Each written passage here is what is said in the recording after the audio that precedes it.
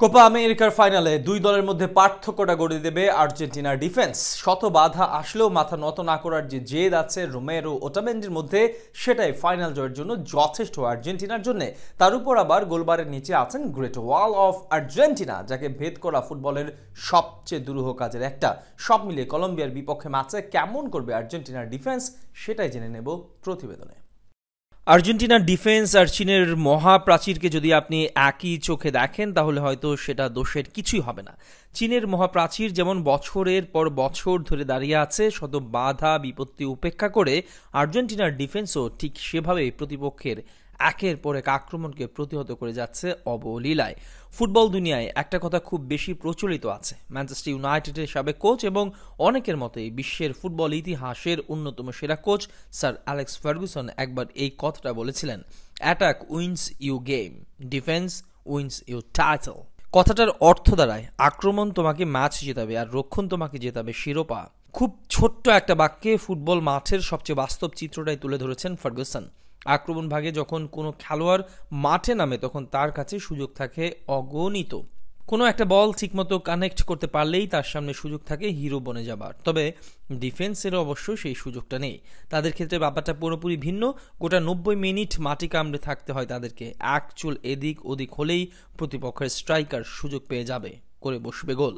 তাই তো match by match চিন্তা করে কোনো দল শিরোপা জেতার চিন্তা করবে তখন সবার আগেই তাদের রক্ষণ ভাগকে শক্তিশালী করতে হবে। বিশ্বের সব থেকে সেরা দলগুলো কিংবা সাফল্য মোড়ানো কোচদের ইতিহাস ঘাটলে দেখা যাবে ডিফেন্সেই বেশি প্রাধান্য দিয়েছে তারা। লিওনেল স্কালোনিও তার আর্জেন্টিনা দলটাকে ইতিহাসের অন্যতম সেরা দল বানানোর কাজটা করছেন ডিফেন্সকে শক্তিশালী করে। রাতের ঘুম হারাম করে স্কালোনি নিজের ডিফেন্স নিয়ে যেসব জাদুকরী ট্যাকটিক্স তৈরি করেছেন তার সবটাই মাঠে নিংড়ে দিচ্ছে আর্জেন্টিনার রক্ষণ ভাগ। এবারে কোপা আমেরিকায় তো নিজেদেরকে নিয়ে গেছেন অনন্য এক উচ্চতায়। গ্রুপ পর্বে কোনো গোল না খেয়েই কোয়ার্টার ফাইনালে উঠে যায় ওটামেন্ডি। রোমেরো লিসান্দ্রো মার্টিনেজদের নিয়ে গড়া আর্জেন্টিনার ডিফেন্স কোয়ার্টারে গিয়ে অবশ্য প্রথম গোল হজম করে বসে আর্জেন্টাইন এই ডিফেন্স দুর্গ, তাও কিনা আবার ম্যাচের একেবারে অন্তিম মুহূর্তে। তবে সেদিন অবশ্য ওটামেন্ডি আর রোমেরোকে নিয়ে গড়া ডিফেন্স ভাঙতে পারলেও মার্টিনেজ বাধা আর পার হতে পারেনি তারা। এজন্য মহারণের ফার্স্ট লাইন অফ ডিফেন্স ভেঙে পরের ধাপে গিয়ে আত্মসমর্পণ করার মতো পরিস্থিতি। টাই ব্রেকারে এমিলিয়ানো মার্টিনেজ ছেলে খেলা করেছে ইকুয়েডরের সাথে। গোটা দলই যেন ছিল তার কাছে নস্যি। সেমিফাইনালের মঞ্চে এসেও আবারও আর্জেন্টিনার ডিফেন্সের সেই একই চিত্র, শত চেষ্টা করেও ভেদ করতে পারেনি কানাডা। ফাইনালের মঞ্চেও তাই কলম্বিয়ার বিপক্ষে আর্জেন্টিনার ত্রাণ করতে হতে পারে এই ডিফেন্স লাইন। গোটা আসর জুড়ে দারুণ ছন্দে থাকা কলম্বিয়ার স্ট্রাইকারদের দাম্ভিকতা মাটিতে নামিয়ে আনার জন্য যা করা লাগবে তার সবটাই করতে প্রস্তুত রোমেরো লিসান্দ্রো মার্টিনেজরা।